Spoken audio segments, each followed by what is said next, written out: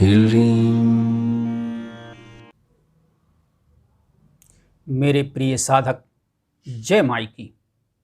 मैं अपने गुरु दतिया विश्वनाथ गंधर्व श्रेष्ठ श्री स्वामी जी महाराज एवं प्रयाग गौरव श्री कुलभूषणानंदनाथ जी के चरणों में नमन करते हुए आज हम अभिचार कर्म से कैसे बचें भाग 2 पर चर्चा करते हैं। प्रिय साधक, आज हम कवच पर चर्चा करते हैं। कवच किसे कहते हैं? कवच साधना का मुख्य अंग क्यों है? कवच क्यों करना चाहिए एवं कवच धारण क्यों करना चाहिए? तो प्रिय साधक, लोह धातु का वह आवरण जिसको युद्ध के समय योद्धा एवं राजा रणभूमि में जाने से पहले अपने शरीर पर धारण करते थे, जिससे शत्रु सेना एवं शत्रु राजा द्वारा प्रयोग किए गए अस्त्र शस्त्र से शरीर की रक्षा होती थी, उस लोहे आवरण को कवच कहते हैं। ठीक उसी प्रकार हमारे सूक्ष्म शरीर की रक्षा के लिए हमारे पुरातन ऋषि भी सूक्ष्म जगत की विनाशकारी मारक और प्राणों का हरण करने वाली शक्तियों से अपने सूक्ष्म शरीर की सुरक्षा हेतु अपने अपने इष्ट के मांत्रिक यांत्रिक कवचों की रचना करते थे, जो युगों युगों से प्रत्येक मानव सभ्यता के लिए उपयोगी सिद्ध होते आए हैं। एवं कवच जब पूर्ण सिद्धि को प्राप्त हो जाता है तो कवच में विराजमान इष्ट की अलग अलग स्वरूप की शक्तियां सूक्ष्म जगत के साथ साधक के दैहिक दैविक एवं भौतिक कष्टों का भी निवारण करती हैं। प्रिय साधक, इस भौतिक कवच के द्वारा इस पंच भौतिक शरीर की रक्षा ही हो पाती है, परंतु तंत्र या अभिचार मनुष्य के सूक्ष्म शरीर पर आक्रमण करते हैं। तंत्र का प्रयोग कभी भी स्थूल देह पर नहीं होता, इसका प्रयोग सूक्ष्म शरीर पर होता है। सूक्ष्म शरीर बीमार होता है तो स्थूल शरीर भी बीमार हो जाता है। कवच के पाठ करने से हमारे चारों तरफ किसी भी प्रकार की बुरी या नकारात्मक शक्ति प्रवेश नहीं कर सकती। हमारे मानसिक स्तर पर भी कोई गलत शक्ति आघात नहीं कर सकती। कवच में हमारे सभी अंगों का उल्लेख रहता है। वास्तव में कवच का पाठ बहुत ही चमत्कारिक और विलक्षण फल प्रदान करने वाला होता है एवं दूसरे आयामों की प्राणघातक शक्तियों से कवच माता के समान रक्षा करता है। तो सबसे पहले हम चंडी कवच पर विस्तृत चर्चा करते हैं। प्रिय साधक, इस ब्रह्मांड के सबसे शक्तिशाली कवच की चर्चा करते हैं तो साधकों के मस्तिष्क में सबसे पहले चंडी कवच का ही स्मरण आता है। निस्संदेह ब्रह्मा जी द्वारा मार्कंडेय ऋषि को बताया गया देवी दुर्गा का कवच अभेद्य कवच है। इस कवच को भेद पाना देवताओं को भी दुर्लभ है।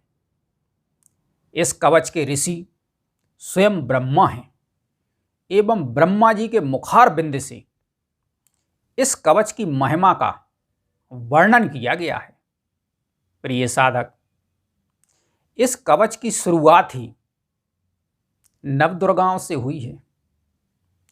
इस कवच में साधक के शरीर के हर अंग की रक्षा के लिए भगवती का एक अलग स्वरूप रक्षा करता है। इस प्रकार पूरे शरीर की रक्षा के लिए 97 देवियां नियुक्त हैं। जैसे आरंभ के श्लोक 3 से 5 के बीच में नवदुर्गा, श्लोक 8 से 10 के बीच सप्तमातृकाएं, श्लोक 15 से 17 के बीच दिशाओं के बंधन हेतु 10 दिग्देवियां, सम्मुख पार्श्व रक्षिका 4 देवियां, वदनांग रक्षिका 20 देवियां, नाभि से ग्रीवा तक रक्षिका 14 देवियां, पद तल से गुह की रक्षिका 11 देवियां, नख केश रोम त्वचा रक्त आंत की रक्षिका 10 देवियां, शुक्र छाया अंतःकरण पंच प्राण की रक्षिका 4 देवियां, गोत्र पशु पुत्र भार्या की रक्षिका 4 देवियां, मार्ग सर्वत्र एवं रक्षाहीन स्थान की रक्षिका 3 देवियां। प्रिय साधक, देवी कवच साधक के लिए साक्षात कल्प वृक्ष ही है। इसकी फलश्रुति में श्लोक संख्या 39 में आया है, यम यम चिंतयते कामम तम तम प्राप्तनोति निश्चितम। अर्थात कवच की सिद्धि होने के बाद साधक जो जो मन में कामना करता है वह साधक को प्राप्त होता है। प्रिय साधक, अब देवी कवच के बारे में संक्षिप्त में चर्चा करते हैं।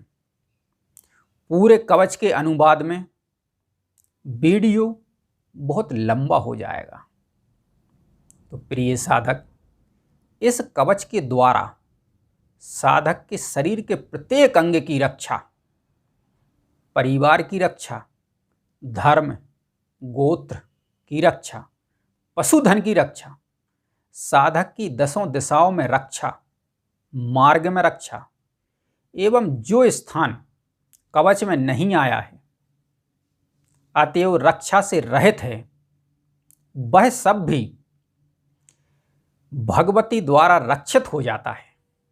कवच के द्वारा सब ओर से सुरक्षित साधक जहां जहां भी जाता है वहां वहां उसे धन लाभ होता है तथा संपूर्ण कामनाओं की सिद्धि करने वाली विजय की प्राप्ति होती है। वह साधक इस पृथ्वी पर तुलना रहित महान ऐश्वर्य का भागी होता है।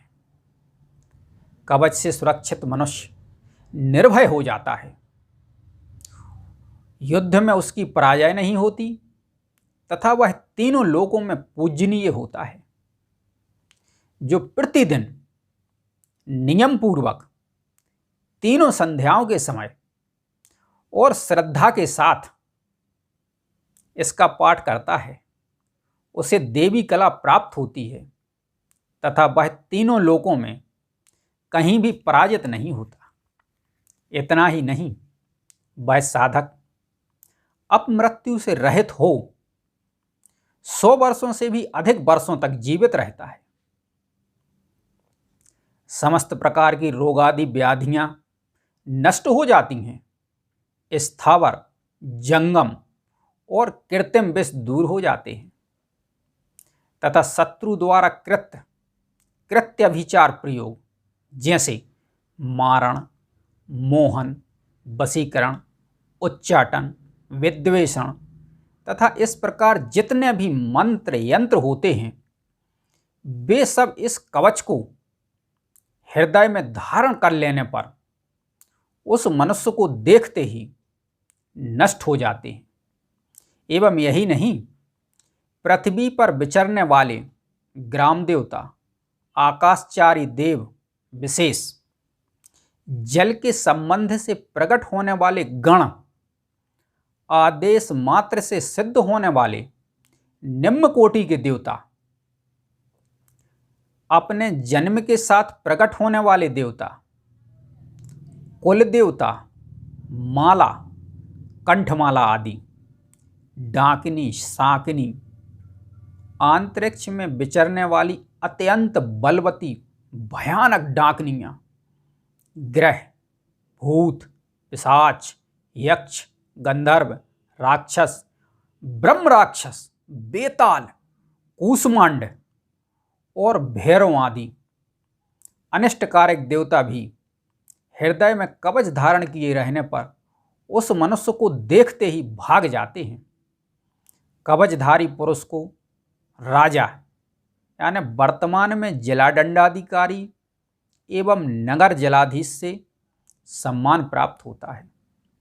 यह कवच साधक के तेज की वृद्धि करने वाला और उत्तम कवच है। कवच का पाठ करने वाला पुरुष अपनी कीर्ति से विभूषित भूतल पर अपने सुयश के साथ साथ वृद्धि को प्राप्त होता है। ऐसे अनेकों लाभ कवच पाठ और कवच धारण करने से प्राप्त होते हैं। प्रिय साधक, अधिक जानकारी के लिए दुर्गा सप्तशती का अध्ययन करें। प्रिय साधक, आज से 200-300 साल पहले तक सप्तशती के ही 4 मंत्रों का कवच होता था।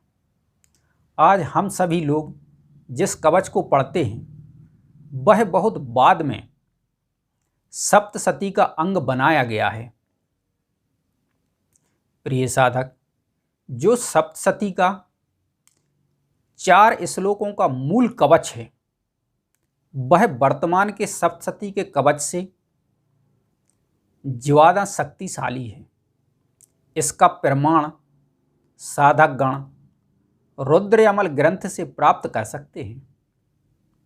प्रिय साधक, शुद्ध चांदी पर बना हुआ सप्तशती का मूल कवच और धारणीय दुर्गा यंत्र हमारी संस्था विद्याविस्तार.com से जिज्ञासु साधक प्राप्त कर सकते हैं।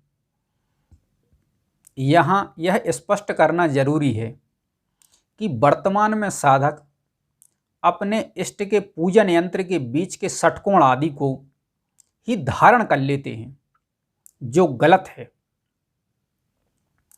क्योंकि प्रत्येक देवता के धारणीय और पूजन यंत्र अलग अलग होते हैं। प्रिय साधक, अब हम देवी कवच की समीक्षा करते हैं। तो प्रिय साधक, देवी कवच में पाठ भेद तो मिलता ही है, साथ में श्लोकों की संख्या में भी भारी अंतर है। प्राचीन पाठों में 50 श्लोक उपलब्ध हैं, जबकि प्रचलित नवीन प्रकाशित ग्रंथों में 56 श्लोक दिए गए हैं। निस्संदेह बड़े हुए श्लोक प्रक्षिप्त एवं अनुपयुक्त हैं। इस संदर्भ में प्रमाण पूर्वक चर्चा करते हैं। प्रिय साधक, सप्तशती एक तंत्र ग्रंथ है और इसके देवी कवच में इस तरह का संख्या भेद होना ठीक नहीं है। पाठ में अशुद्धि और संख्या भेद के कारण साधक को सफलता प्राप्त करने में बाधा आती है। अतः अनेक प्राचीन ग्रंथों का अवलोकन कर श्री देवी कवच पर चर्चा करते हैं। प्रिय साधक, देवी कवच पर प्राचीन संस्कृत टीकाकारों में श्री भास्कर राय ने गुप्तवती टीका संवत 1797 ईस्वी से सन 1740 में लिखी थी। तंत्र के क्षेत्र में श्री भास्कर राय को कौन नहीं जानता। विश्रुत आचार्य नारायण ने प्रदीप टीका लिखी है। इसी तरह सप्तशती सर्वस्वम में भी देवी कवच की संस्कृत टीका दी हुई है। इन तीनों टीकाओं में गुप्तवती और प्रदीप टीका अधिक पुरानी है, जबकि सप्तशती सर्वस्वम में कवच की टीका पहली बार 30/7/1892 में जयपुर से प्रकाशित की गई थी। पंडित देवी प्रसाद तिवारी द्वारा काशी के गणेश यंत्रालय से सन 1869 में सप्तशती प्रकाशित की गई थी, जिसके देवी कवच में प्राचीन मान्यताओं के अनुरूप 50 मंत्र छपे हैं। काशी की परंपरा में पहले इसी से सप्तशती का पाठ होता था। संप्रति जितने पाठ उपलब्ध हैं वे प्रक्षिप्तांश युक्त होने से अधिक श्लोक संख्या वाले होते हैं तथा अनुपयुक्त पाठ भेदों को प्राथमिकता प्रदान करने वाले हैं। फलतः प्राचीन ग्रंथों के आधार पर इन स्त्रोतों का समीक्षित पाठ निर्धारित करना समुचित रहेगा। गुप्तवती, प्रदीप और सप्तशती सर्वस्वम में देवी कवच में सार्ध 50 50 श्लोक माने गए हैं। केवल इतना ही नहीं, देवी कवच के मंत्र श्लोकों की संख्या में न्यूनता या अधिक ना हो, इसलिए प्रदीप टीका के अंत में लिखा गया है, कपचे अस्मिन् सार्ध 50 संख्या श्लोक संग्रह। सप्तशती सर्वस्वम में भी यही बात कही गई है। कपचे अस्मिन् सार्ध 50 संख्या श्लोक संग्रह, आधिक्य न्यूनता दोष परिहार चिकीर्षया। अतः देवी कवच को शुद्धतम बनाए रखने के लिए गुप्तवती टीका, प्रदीप टीका और सप्तशती सर्वस्वम में के आधार पर पाठ करना सर्वथा समुचित कार्य है। गुप्तवती एवं प्रदीप टीका को छोड़कर अन्य किसी का पाठ ग्रहण करना न उचित है न अदृश्य परिणामदायी। प्रिय साधक, अब हम और आप देवी कवच के प्रक्षिप्तांशों पर चर्चा करते हैं। प्रिय साधक, गीता प्रेस द्वारा प्रकाशित श्री दुर्गा सप्तशती आज सर्वाधिक प्रचलित है। गीता प्रेस का संस्करण किसी ऐसी पांडुलिपि से तैयार किया गया था जो प्रक्षिप्तांशों से युक्त था। उस संस्करण के ऊपर प्राचीन संस्कृत टीकाओं का प्रभाव भी नहीं था। संप्रति जितने नए संस्करण निकल रहे हैं उन सभी पर गीता प्रेस का प्रभाव है। आज स्थिति यह है कि प्रक्षिप्तांश ही वास्तविक लगने लगे हैं। 12 ही तंत्र में देवी कवच में वर्णित देवियों की सूची 12 श्लोकों में दी गई है। इस सूची से प्राचीन ग्रंथों का पाठ पूर्णतः मेल खाता है। गीता प्रेस के देवी कवचम में विद्यमान प्रक्षिप्तांशों और त्रुटियों पर एक दृष्टि डालते हैं। जैसे श्लोक 10 में माहेश्वरी वृषारूढ़ा और श्लोक 11 में ईश्वरी वृषवाहना पुनरुक्त है। दूसरा श्लोक 29 में हृदय ललिता देवी उदरे शूल धारणी दिया है, जबकि प्राचीन प्रतियों में हयुदरे दिया है। देव्योदरी पाठ गलत होगा।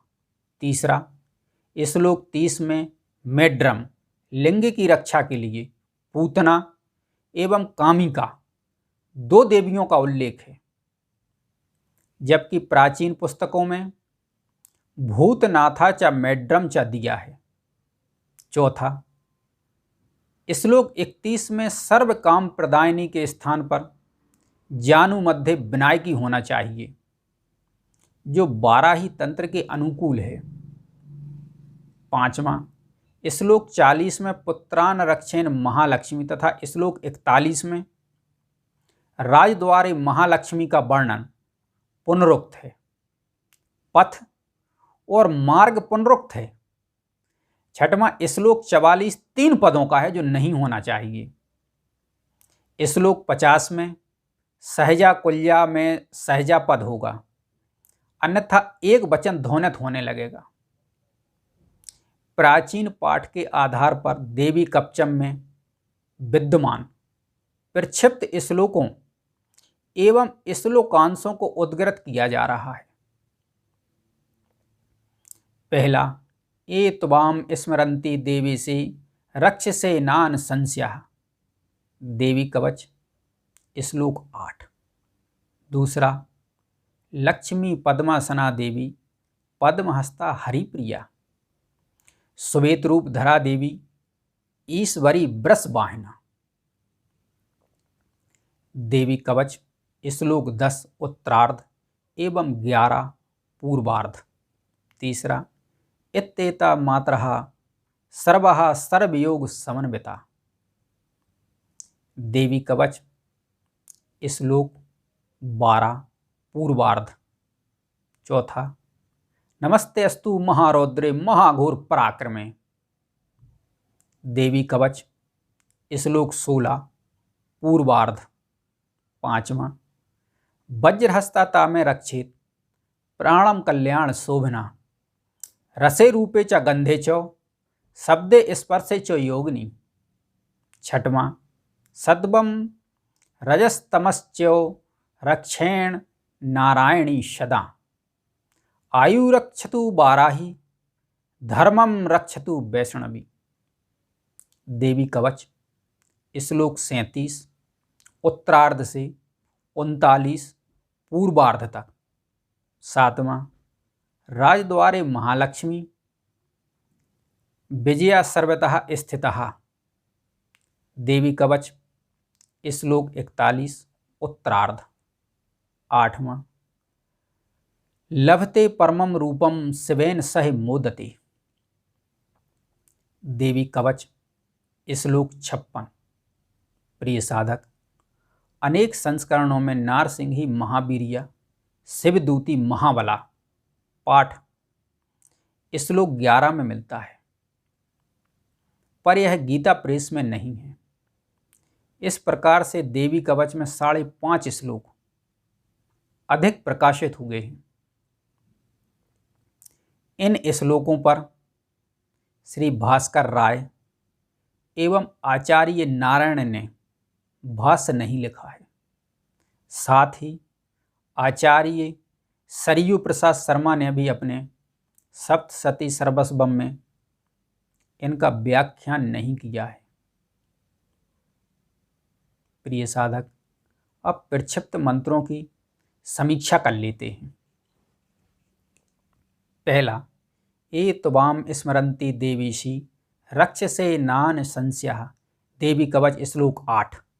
इसमें भगवान ब्रह्मा कहते हैं, हे देवी, जो तुम्हारा स्मरण करता है तुम उसकी रक्षा करती हो, इसमें संदेह नहीं है। देवी कवच में भगवान ब्रह्मा और महर्षि मार्कंडेय का संवाद है। अचानक बीज में भगवान ब्रह्मा भगवती देवी से कैसे संवाद करने लगेंगे? अतः यह श्लोक क्रमभंग एवं तत्वभंग दोनों को प्रकट करने के कारण प्रक्षिप्त है। दूसरा, लक्ष्मी पद्मासना देवी पद्महस्ता हरिप्रिया, श्वेत रूप धरा देवी ईश्वरी वृषवाहिना, देवी कवच श्लोक 10 उत्तरार्ध एवं 11 पूर्वार्ध। प्राचीन टीकाओं में स्पष्ट लिखा है कि देवी कवच में सप्त मात्रकाओं का वर्णन है। आर्ता निष्ठ निराशानुगुण एवं सप्त मात्राणाम सार्वदिक उद्योग इत्याह। गुप्तवती टीका कवच देवी कवच श्लोक 9 प्रदीप टीकाकार ने भी लिखा है, तत्र सप्तमात्राणाम वर्णम श्लोक द्वयन। ये सप्त मात्रकाएँ हैं चामुंडा, बाराही, ऐन्द्री, वैष्णवी, माहेश्वरी, कौमारी और ब्रह्मी। ऊपर के श्लोक में लक्ष्मी, ईश्वरी, नारसिंही और शिवदूती के बढ़ जाने से मात्रकाओं की संख्या 11 होती है, जो सर्वथा अनुचित है। तीसरा, इत्येता मात्रः सर्वः सर्वयोग समन्वितः। देवी कवच श्लोक 12 पूर्वार्ध। जब सप्त मात्रकाओं का नामोल्लेख हो गया है तब इस श्लोक का महत्व नहीं है। इसी कारण प्राचीन आचार्यों ने इसे पाठवाह्य माना है। चौथा, नमस्ते अस्तु महारौद्रे महाघोर पराक्रमे। देवी कवच श्लोक 16 पूर्वार्ध। गुप्तवती टीकाकार एवं प्रदीपकार ने महाबले महोत्साही आदि के कारण इसे प्रार्थना मंत्र माना है एवं रौद्र और घोर रूप का प्रार्थना में निषेध होने के कारण इसे पाठवाह्य माना है। पांचवा, वज्रहस्ता में रक्षित प्राणम कल्याण शोभना। रसे रूपे च गंधे च शब्दे स्पर्शे च योगिनी। छठवां, सद्वम रजस्तमश्चैव रक्षेन्नारायणी सदा। आयु रक्षतु बाराही धर्मम रक्षतु वैष्णवी। देवी कवच श्लोक 37 उत्तरार्ध से 39 पूर्वार्ध तक। इन दोनों श्लोकों में पुनरुक्ति दोष है। पंच प्राणात्मक वायु, जिसमें प्राण भी आता है, उसकी रक्षा के लिए प्राणापानव तथा व्यान मुदानाम मंत्र ऊपर आ चुका है। इसी तरह रसे रूपे च गंधे च शब्दे स्पर्शे च योगिनी में भी पुनरुक्ति दोष है। जिह्वायाम च सरस्वती आने रसे, शंखिनी चक्षुषोर मध्ये आने रूपे, नासिकायाम सुगंध च गंधे, श्रोतयोर द्वार वासनी शब्दे, त्वचाम बागेश्वरी तथा यानी स्पर्श। कथन द्वारा पूर्व में ही इन पंच तन मात्राओं के आधारों की रक्षा की जा चुकी है, अतः यहाँ ये दो श्लोक अधिक हैं। सातवां, राजद्वारे महालक्ष्मी विजय सर्वथा स्थितः। देवी कवच श्लोक 41 उत्तरार्ध। मार्गम क्षेम करी रक्षित के उल्लेख के पश्चात पथ और राजद्वार का उल्लेख पाठभेद को उत्पन्न करता है, अतः प्राचीन टीकाकारों ने इस भेद को अवर यानी निम्न मानकर त्याग दिया है। आठवां, लभते परमम रूपम शिवेन सह मुदते। देवी कवच श्लोक 56। देवी कवच का समापन प्राप्तनोति पुरुषो नित्यम महामाया प्रसादतः मंत्र से हुआ है। देवी कवच का साधक देवी लोक को प्राप्त करता है, ना कि शिवलोक को। देवी लोक और शिवलोक दोनों पृथक पृथक हैं। देवी का साधक देवी लोक में स्थान प्राप्त करेगा और शिव का साधक शिवलोक में गण बनकर रहेगा। दोनों लोकों का पार्थक्य है। अतः प्राचीन टीकाकारों ने इस श्लोक को पाठवाह्य माना है। प्रिय साधक, यहाँ एक चीज और स्पष्ट करना चाहूँगा कि जो साधक प्रतिदिन चंडी कवच का पाठ करते हैं वह तो पूरा पाठ करें, लेकिन जो साधक एक से ज़्यादा पाठ करते हैं या जो साधक कवच का पुरस्चरण करना चाहते हैं, उनके लिए चंडी कवच का मूल कवच का ही पाठ करना चाहिए। प्रिय साधक, चंडी कवच में श्लोक 1 से श्लोक 7 तक पूर्व पीठिका है, श्लोक 8 से श्लोक 14 तक ध्यान है, श्लोक 15 से श्लोक 30 तक मूल कवच है एवं श्लोक 38 से श्लोक 51 तक कवच की फलश्रुति है। पुरस्चरणकर्ता साधकों के लिए और भी स्पष्ट कर दूं कि पहला पाठ पूरा होगा, दूसरे पाठ से श्लोक 15 से श्लोक 30 तक पाठ होगा और अंतिम पाठ श्लोक 15 से श्लोक 51 तक पूरा पाठ होगा। मेरे प्रिय साधक, अब हम सप्तशती के अति गूढ़ रहस्य पर चर्चा करते हैं, जिसकी जानकारी न होने पर साधक और साधिकाओं को पाठ के फल में न्यूनता आती है। प्रिय साधक, यदि कोई पुरुष साधक भगवती से प्रार्थना करे कि मेरे स्तनों की रक्षा अमुक देवी करे, मेरे पति की रक्षा अमुक देवी करे, मेरे गर्भ की रक्षा अमुक देवी करे, मेरे योनि की रक्षा अमुक देवी करे, मेरे रच की रक्षा अमुक देवी करे, तो मेरे स्वयं के विचार से यह अनुचित होगा, क्योंकि एक पुरुष में स्तन, गर्भ, योनि, रज और पति नहीं पाया जाता। ठीक उसी प्रकार की गलतियां स्त्री साधिकाएं भी करती हैं। जैसे श्लोक 28 में मैड्रम शब्द आया है। मैड्रम पुरुष जनेंद्रियों को कहते हैं। यहाँ महिलाएं योनिम कर लें। दूसरा श्लोक 33 में शुक्रम शब्द आया है।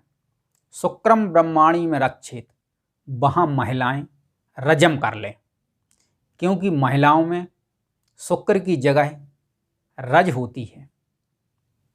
एवं श्लोक 36 में शब्द आया है पुत्रान। अब जिनका विवाह नहीं हुआ है तो संतान भी नहीं होगी। उस स्थिति में स्त्री या पुरुष भ्रातान आदि शब्द कर लें। एवं इसी श्लोक 36 में भार्याम रक्षतु भैरवी की जगह विवाहित महिलाएं पतिम रक्षतु भैरवी कर लें। एवं जो बहनें अविवाहित हैं वह पतिम की जगह भ्राताम, माताम, पिताम आदि कर लें। तथा जो माताएं भाग्यवश पुरुष शून्य हो गई हैं वह भी पतिम की जगह माताम, भगनीम, भ्राताम आदि वाक्य का उच्चारण करें। स्त्री साधिकाओं को यही साधना का उत्तम पक्ष रहेगा। एवं जो साधक अभी विद्यार्थी हैं या जो सन्यासी हैं, साधु हैं, एवं जो साधक पुरुष भाग्यवश भार्या विहीन हो चुके हैं वह भी मम भार्या रक्षतु भैरवी की जगह मम पुत्र वधू, मम भ्राता आदि वाक्यों का उच्चारण करें।